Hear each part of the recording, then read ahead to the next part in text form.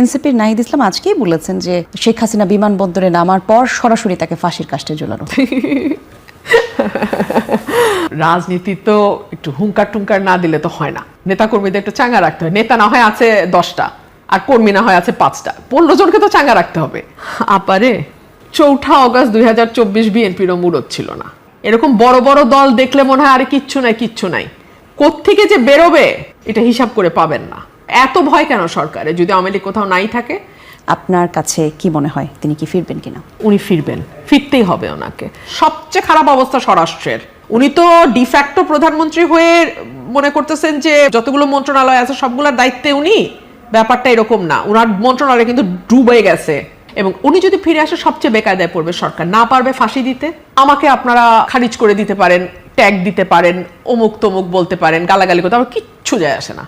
হাসিনার আমলে আমাকে বহুত গালি খাইতে হয়েছে, আমার কিচ্ছু যায় আসে না। আর আওয়ামী লীগকেও বলবো কান পাতেন, মানুষ কি বলে বোঝার চেষ্টা করেন। আওয়ামী লীগের পুনর্বাসন এবং শেখ হাসিনার দেশে ফেরা, আপনি কি মনে করেন যে কথা আমরা শুনছি তিনি দেশে ফিরবেন ডিসেম্বরে? আপনার কাছে কি মনে হয় তিনি কি ফিরবেন কিনা?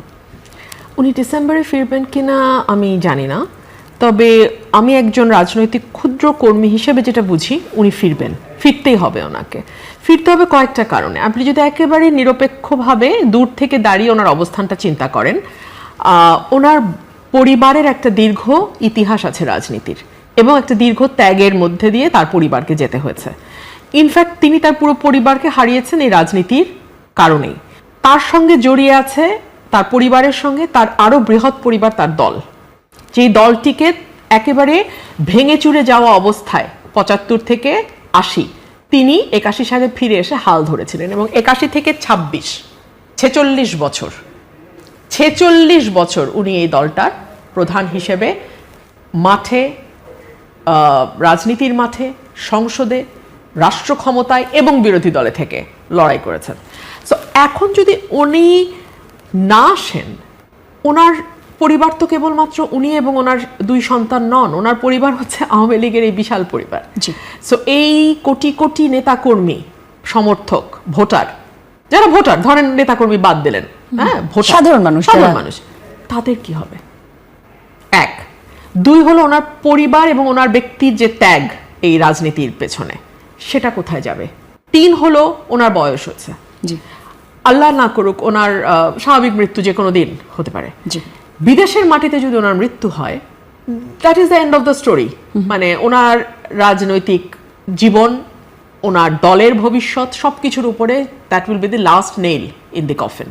সো আমার মনে হয় এগুলো আমি যেমন মানে দূর থেকে দেখে হিসাব করি একজন রাজনৈতিক কর্মী হিসেবে, আমি চিন্তা করেছি আসা না আসার মধ্যে ইয়েটা কি, উনিও নিশ্চয়ই করেন। আর উনি ফিরে আসলে সবচেয়ে বেকায়দায় কারা পড়বে আপনি বলেন তো? এটা আমি আরো 9 মাস আগে বলেছিলাম, সবচেয়ে বেকায়দায় পড়বে সরকার, সবচেয়ে বেকায়দায়। আজকে স্বরাষ্ট্রমন্ত্রী বলেছেন যে 5ই আগস্ট ঘিরে যে তৎপরতা আওয়ামী লীগ করতে চায় সেই মুরুদ আওয়ামী লীগের নেই। আপারে 4 আগস্ট 2024 বিএনপিরও মুরত ছিল না। এরকম বড় বড় দল দেখলে মনে হয় আরে কিচ্ছু নাই, কোত্থেকে যে বেরোবে এটা হিসাব করে পাবেন না। আপনি আমাকে বলেন না, এই আপনারাই আর আমরা তো একই জায়গায় বহু স্টক শো করেছি। 4 আগস্ট 2024 বিএনপি কই ছিল? তো সুতরাং নাইটাই এগুলো বলা যায়। হাসিনাও বহু বলছে বিএনপি নাই, এগুলো বললে শান্তি লাগে, শান্তি পাওয়ার জন্য বলে, ওটা কোনো অসুবিধা নেই, পলিটিক্যাল রেটরিক। যদি নাই থাকে তাহলে আর শো ন্যারেজ দেখায় সব কর্মীকে ভিতরে রাখতে হয় কেন? তাহলে 5 জনের মিছিলে 500 জনের নামে মামলা হয় কেন?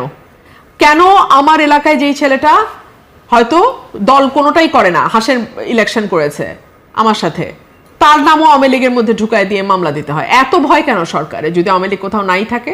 তো ওগুলোর জব আমি দিতে চাই না। আর স্বরাষ্ট্রমন্ত্রীর বরং ফোকাস করা উচিত ওনার নিজের মন্ত্রণালয়ের। সবচেয়ে খারাপ অবস্থা স্বরাষ্ট্রের। উনি তো ডিফ্যাক্টো প্রধানমন্ত্রী হয়ে মনে করতেছেন যে বাংলা মানে যতগুলো মন্ত্রণালয় আছে সবগুলোর দায়িত্বে উনি। ব্যাপারটা এরকম না, ওনার মন্ত্রণালয় কিন্তু ডুবে গেছে। He better focus on his own মন্ত্রণালয়। তো যাই হোক, আমি যেটা বলতেছিলাম যে ওনার এই সকল কিছুর হিসাব ওনার কাছেও নিশ্চিত আছে। এবং উনি যদি ফিরে আসে সবচেয়ে বেকায়দায় পড়বে সরকার। না পারবে ফাঁসি দিতে, না পারবে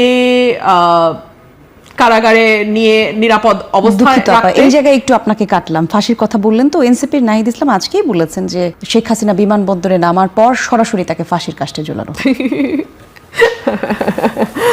শোনেন, রাজনীতি তো একটু হুঙ্কার টুঙ্কার না দিলে তো হয় না। নেতা কর্মীদের একটু চাঙ্গা রাখতে হয়। নেতা না হয় আছে 10টা আর কর্মী না হয় আছে 5টা, 15 জনকে তো চাঙ্গা রাখতে হবে। সেটা নিয়ে আমার কোনো বক্তব্য নাই। আমি সাধারণ মানুষের কথা শুনতে চাই, সাধারণ মানুষ কি বলে কি ভাবে। আপনারাও কান পাতেন, আমি পলিটিক্যাল পার্টি সবগুলোকে বলবো আপনারা কান পাতেন, আপনারা দেখেন সাধারণ মানুষ কি বলে। আমার কথা আপনাদের তিতা লাগবে, আমাকে আপনারা খারিজ করে দিতে পারেন, ট্যাগ দিতে পারেন, অমুক তমুক বলতে পারেন, গালাগালি করতে, আমার কিচ্ছু যায় আসে না। হাসিনার আমলে আমাকে বহুত গালি খাইতে হয়েছে, আমার কিচ্ছু যায় আসে না। কিন্তু মানুষ কি বলে এটা কান পাতেন। কেন পাতেন? আমি এনসিপিকেও বলবো, বিএনপিকেও বলবো, জামাতকেও বলবো, কারণ মানুষকে ঘিরে আপনাদের কাজ। আর আওয়ামী লীগকেও বলবো কান পাতেন, মানুষ কি বলে বোঝার চেষ্টা করেন। আপনারা যে যখন ক্ষমতায় থাকে সে কিন্তু মানুষের পালসটা বুঝতে পারে না বলেই 5ই অগস্টের মতো ঘটনা ঘটে।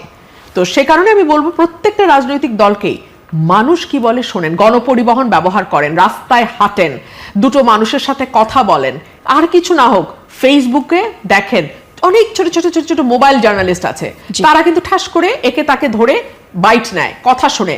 সাধারণ মানুষ যারা দরবারের সঙ্গে যুক্ত না, দরবারহীন মানুষের কথা শোনেন, তাহলে বুঝতে পারবেন মানুষ কি চায়।